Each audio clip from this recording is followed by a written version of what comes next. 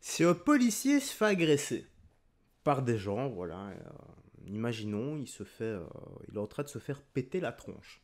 A-t-il le droit de prendre sa matraque pour se défendre, ou bien son arme de poing, son arme à feu, pour se défendre également?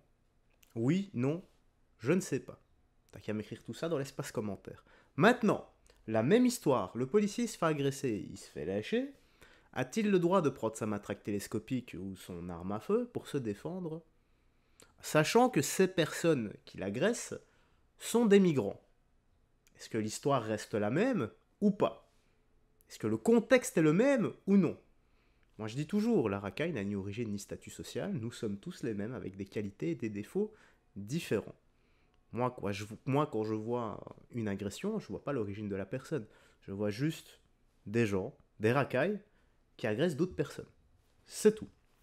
En tout cas, c'est un peu le thème. Il y a deux thèmes aujourd'hui dans TPMP, tu l'auras lu dans le titre. Le premier, un policier qui se fait agresser. Et le second, eh bien, c'est un enfant de 5 ans qui sème la terreur dans son école. Oui. Ah oui. Oui, moi aussi je suis abasourdi. Voilà, quelle éducation ce petit bout a-t-il reçu? Parce que ce n'est pas possible à 5 ans de tenir de tels propos. Bref, on va commencer, mais avant ça, n'oublie pas, petit like et commentaire pour le soutien et le référencement. Let's go, nous sommes partis, trêve de bavardage. Donc là, il est un mois écarté de l'école, mais après, il n'y a pas de solution, quoi. Voilà. Né en sang, point de suture, un policier grièvement blessé par des migrants. Qu'est-ce qui s'est passé? Oui, c'était Cyril, c'était cette nuit vers 3 heures du matin à Dunkerque. En fait, vous avez une riveraine qui aperçoit un Zodiac qui est caché dans un jardin. Il faut savoir que dans cette région-là, vous avez beaucoup de départs de migrants qui veulent aller en Angleterre pour traverser la Manche et aller en Angleterre. Et donc, ils cachent leur bateau juste avant de prendre leur embarcation. Donc, elle aperçoit ce Zodiac, elle prévient la police. Évidemment, tout de suite, vous avez deux équipages de police qui arrivent sur place, qui tentent de confisquer le bateau. Sauf que là, eh bien, vous avez effectivement des dizaines de migrants qui s'apprêtaient à prendre la mer, qui sont furieux. Et qui, à ce moment-là, jettent des pierres sur les policiers, et pas des petites pierres, puisqu'effectivement, l'un des policiers a pris cette pierre, une de ces pierres en tous les cas, sur le visage. Il a eu le nez cassé, des points de suture. C'est un policier d'une trentaine d'années qui a un père de famille, en fait, qui vient de Valenciennes, qui était là pour faire du renfort. Et pour comprendre pourquoi il y a autant de violence dans cette région, puisque ça, en fait, ça arrive régulièrement. Mea culpa. Je pensais qu'on s'était jeté sur lui et qu'on l'avait tabassé. Ça enlèverait à la gravité de la situation, mais c'est pas le même contexte. Donc ce que j'ai dit au début, ouais, c'est bon, le mec lui a acheté une pierre puis il s'est tiré. C'est pas qu'ils étaient dessus en train de le matraquer de coups. Je dis bien, ça n'enlèverait à la situation, mais ce n'est pas du tout le même contexte. Donc, mea culpa. Maintenant, est-ce que on peut quand même répondre à la question? Il faut comprendre que les migrants qui sont là-bas, ils peuvent attendre des semaines, voire des mois avant de prendre la mer, que parfois ils payent très cher des passeurs pour pouvoir embarquer, et donc ils sont désespérés, ils veulent à tout prix monter dans ces bateaux, et parfois quand on les interpelle en mer par les gardes-côtes, ils sont prêts parfois à prendre des nourrissons, à les brandir au-dessus de l'eau, en disant on les lâche si vous ne laissez pas continuer à aller en Angleterre. À côté de ça, en face, vous avez les policiers qui, eux, à la fois sont payés. Ça, par contre, c'est une dinguerie. Prendre nourrissant en otage et dire clairement je le lâche. Ce n'est pas possible. Je refuse de croire qu'il y a des gens qui... Non, je sais que ça existe, mais mon cerveau n'arrive pas à concevoir comment est-ce qu'on peut être aussi cruel, parce que c'est un acte de cruauté. Tu t'en prends à un être qui est totalement innocent et inoffensif. C'est l'innocence incarnée, c'est un nourrisson. Tu le brandis. Oh, je n'arrive pas, je n'arrive pas. C'est de la cruauté. En fait, par l'Angleterre, qui nous verse de l'argent pour qu'on empêche ces gens de partir en Angleterre, et qui font aussi ça, qui les empêchent de partir pour pas qu'ils se noient. Parce que, par exemple, là, hier soir, à nouveau, vous avez une embarcation avec 65 migrants qui a échoué, et on a retrouvé le cadavre d'un nourrisson ce matin. On va parler du cycliste. C'est triste, hein. C'est triste, c'est triste, c'est triste. Je ne sais pas quoi dire. C'est une histoire de dingue encore. La suite, les gars. Alors ici, donc un enfant de 5 ans terrorise une école, les familles dénoncent les limites de l'école inclusive, donc fait similaire dans sa précédente école, pour sa mère, son fils était victime de racisme. Oh bah oui. Ah bah oui, oui, oui, donc voilà, c'est logique, elle est où? Ah, elle est là, voilà, la politique de la victimisation. Non, c'est le R, voilà, et les deux, en fait là c'est les deux, voilà, là c'est la politique de la victimisation, et ça c'est le R, donc le racisme, voilà. On va parler de cet enfant, cet élève de 5 ans qui sème la terreur dans son école. On a de nouvelles révélations sur ce petit de 5 ans qui semait la terreur. C'est un truc de fou. Oui, très brièvement, Oui. vous vous rappelez, on en parlait hier, tous les profs sont en burn-out, les élèves sont terrorisés, personne ne sait plus quoi faire de cet enfant qui n'a seulement que 5 ans et qui arrive à terroriser tout le monde. L'éduquer? Je sais pas. Et si les mots ça fonctionne pas, pas de violence. Pas de violence. Tu montres par ton attitude qu'il doit suivre ce que tu lui dis. Tout simplement. Mais pas de violence. On fera pas les enfants, les gars. Alors hier, on se demandait, mais que font les parents et quelle est leur responsabilité dans tout ça? Alors gérer Quand la communication verbale ne fonctionne pas, l'attitude. Voilà. Tu montres, c'est qui le boss. Tout simplement. Encore une fois, on ne touche pas les enfants. réussi effectivement à avoir des informations là-dessus. Alors d'abord, il faut savoir qu'en fait, avant cette affaire-là dont on parle aujourd'hui, il y avait eu la même chose dans une autre école, avec ce même enfant. Et à ce moment-là, il y avait déjà une enquête qui avait été ouverte par la police, puisque les parents avaient porté plainte. Et ce qu'on apprend par cette première enquête, c'est que d'abord, le père de l'enfant est absent, la mère refuse totalement d'assumer son rôle et de se faire aider pour prendre en charge l'enfant. Elle est en fait dans une espèce de déni total, à tel point d'ailleurs que dans la précédente affaire, elle avait voulu porter plainte contre l'école qu'elle accusait de mensonges et plus ou moins de racisme.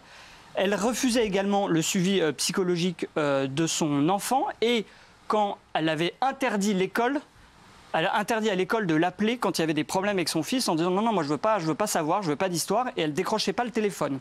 On apprenait aussi que dans cette précédente affaire, que la mère expliquait que son fils allait souvent chez ses oncles, que là-bas il jouait à GTA, alors que GTA on sait que c'est un jeu très violent, qu'il était exposé à... Voilà. J'allais y venir. C'est que à quoi passent enfin, les activités de cet enfant? C'est quoi? Parce qu'un enfant, ça fait quoi? Ça prend exemple et ça copie. Ça se fait formater beaucoup plus facilement qu'un adulte.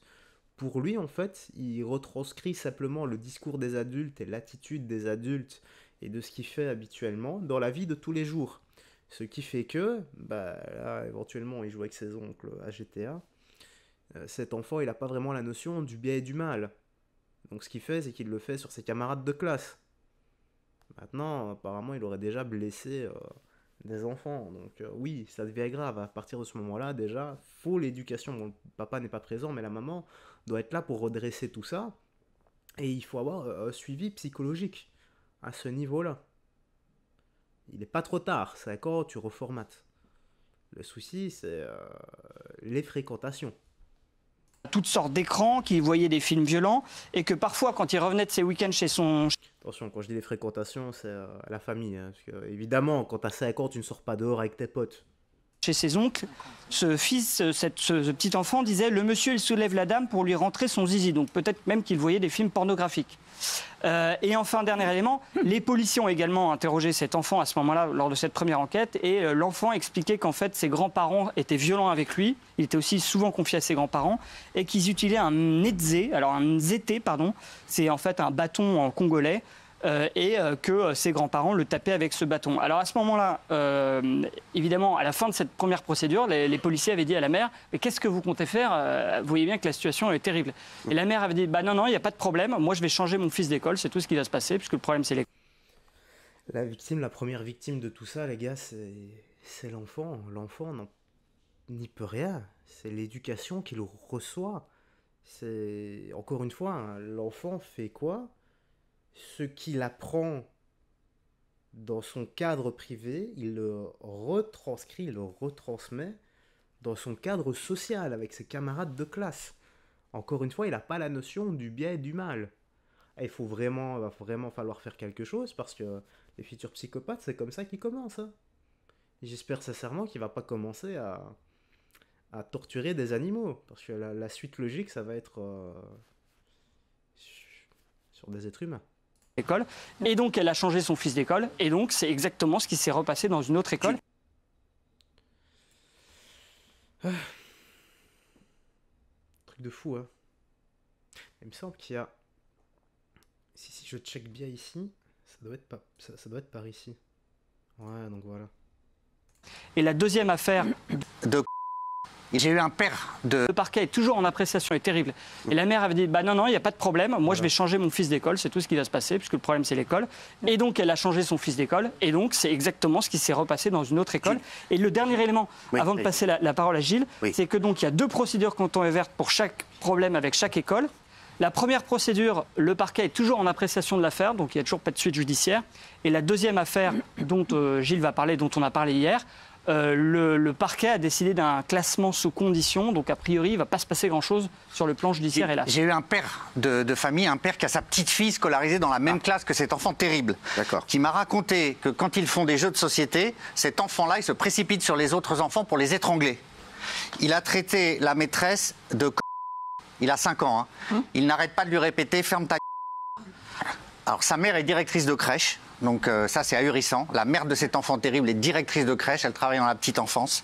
Et depuis février, le papa me disait « ma fille n'a rien appris à l'école. Les journées se passent uniquement à tenter de s'opposer à cet enfant pour qu'il n'agresse pas les autres. » C'est absolument ahurissant. À la cantine, il prend tous les couverts, couteau, fourchette, il les jette comme ça à tort et à travers. Il a soulevé la jupe d'une petite fille qui était terrorisée. Ils ne comprennent pas, c'est une école tranquille. Il l'avait mis là, cet enfant, parce qu'il y a une maîtresse expérimentée, 4 maîtresses, 3 en arrêt maladie. Et alors moi, ce que je sais aussi, c'est que parfois, ils sont 3 pour pouvoir maîtriser cet enfant de 5 ans, 3 adultes. Et aussi que, par exemple, à la cantine, où c'est l'endroit en fait, où il fait toutes les pires exactions, il a par exemple demandé à un petit garçon de montrer son zizi à tout le monde, et il lui a dit « sinon, je vais te découper en morceaux ». Ah, il est terrible. On laisse ça pendant combien de temps? Donc là, il est 1 mois écarté de l'école, mais après, il n'y a pas de solution, quoi. Voilà. Truc de fou. Comme je l'ai dit, la première victime, c'est l'enfant. Il n'y a pas de cadre derrière. Et les activités à l'extérieur de l'école se répercutent dans le milieu social avec ses camarades de classe. Ah, il faut un suivi psychologique. Et il faut que la maman se rende compte que c'est en partie de sa faute s'il se passe tout ça. C'est de sa faute. L'éducation derrière ne suit pas, le cadre ne suit pas. Bref, dis-moi ce que tu penses de tout ça dans l'espace commentaire. Prends bien soin de toi, des gens que tu aimes, que Dieu te bénisse. On se dit à la prochaine pour d'autres vidéos. Bye bye, faites très attention à toi.